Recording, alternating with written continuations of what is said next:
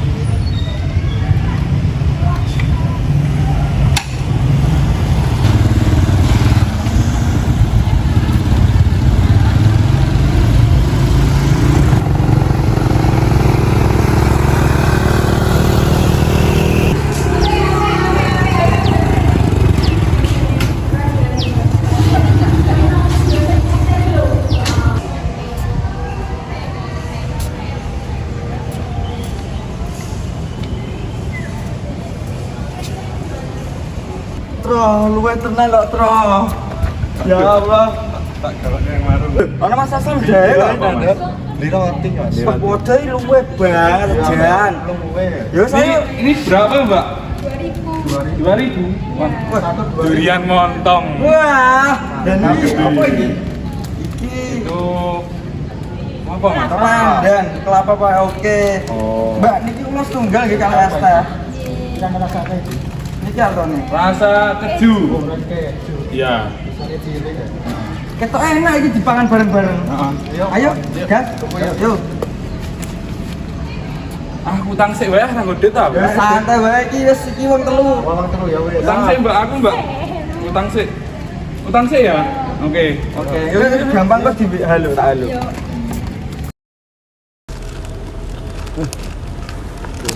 Enak iki roti men. Enak kayaknya, Mas. Coba yuk.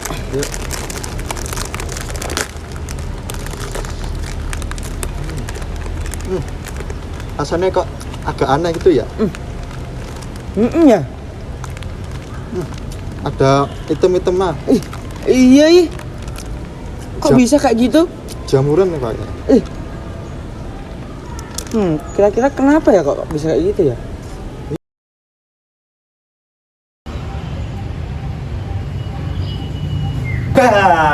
Nah, kalian pasti kepo.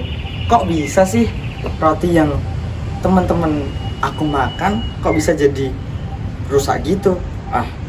Nah, jadi di sini kita punya metode yaitu diagram Fishbone. Nah, apa sih itu diagram Fishbone? Nah, jadi diagram Fishbone adalah diagram untuk memprediksi atau mengidentifikasi masalah dari roti tersebut kenapa bisa rusak, dan kita bisa menentukan solusi-solusi yang dapat diambil untuk menyelesaikannya.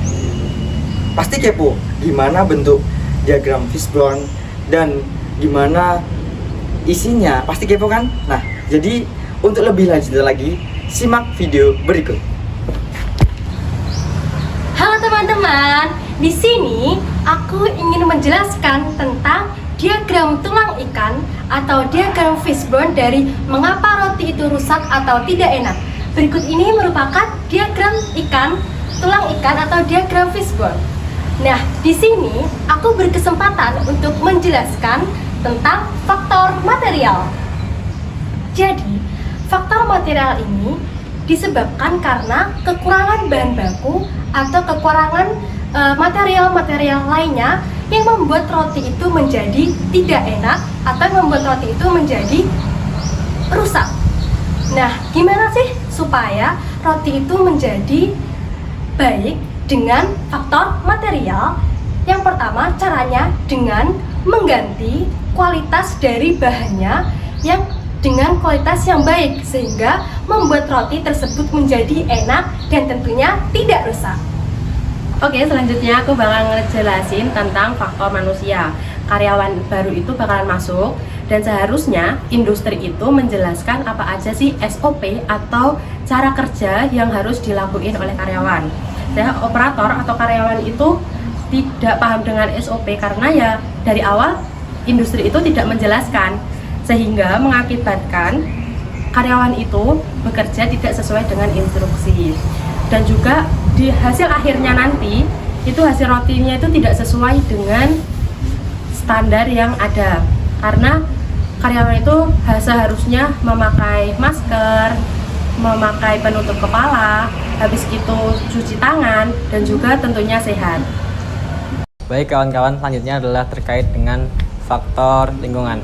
Nah, faktor lingkungan ini adalah bagaimana kemudian kita mengkondisikan sebuah pabrik untuk bisa produktif dan juga tetap bisa sesuai dengan standar.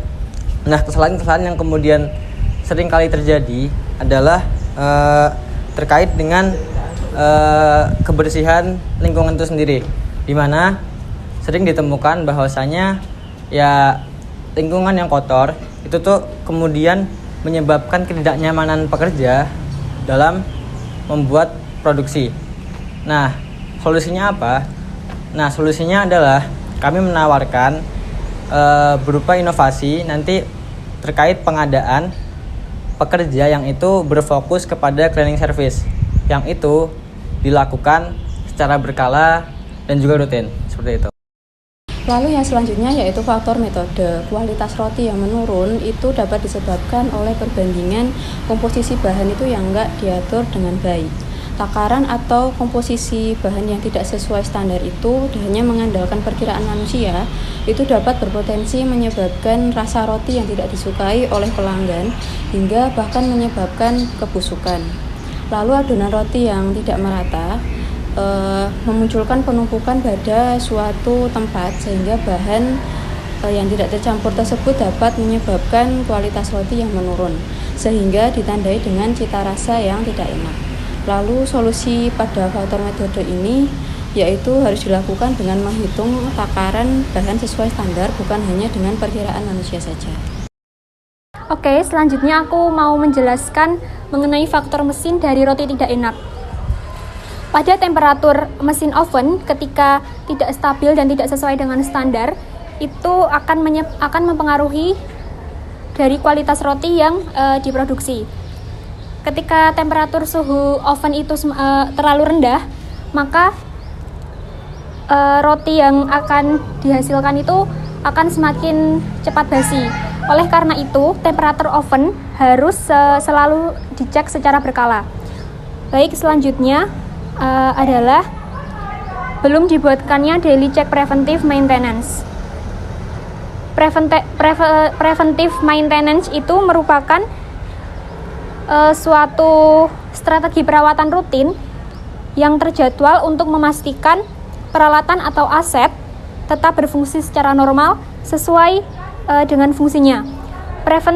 Preventive maintenance itu dapat dilakukan dengan membuat penjadwalan perawatan secara periodik sehingga keadaan mesin dapat dikontrol secara berkala. Selanjutnya contoh aktivitas preventive maintenance itu antara lain inspeksi visual rutin dan juga penggantian komponen setelah usia pakai tertentu. Kemudian selanjutnya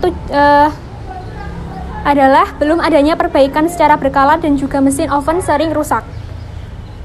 Tujuan utama dari sistem perawatan itu dilakukan untuk menghindarkan suatu mesin agar tidak mengalami kerusakan yang berat sehingga tidak diperlukan waktu yang cukup lama dan juga biaya yang terlalu mahal untuk melakukan perawatan mesin oven tersebut. Mending gak usah dipangan, Mas. Gak usah dimakan aja. Aduh, perutku agak gak enak ini terusannya. Kok bisa? Aku tak panggil aja dulu ya. Dit. Ih, perutnya sakit gara-gara makan ini. Ayo kita bawa ke Keracunan. Pemadam, ayo. Ayo cepet. Ayo nyarap tok. Ayo. Nah, jadi sakit kan kayak gini.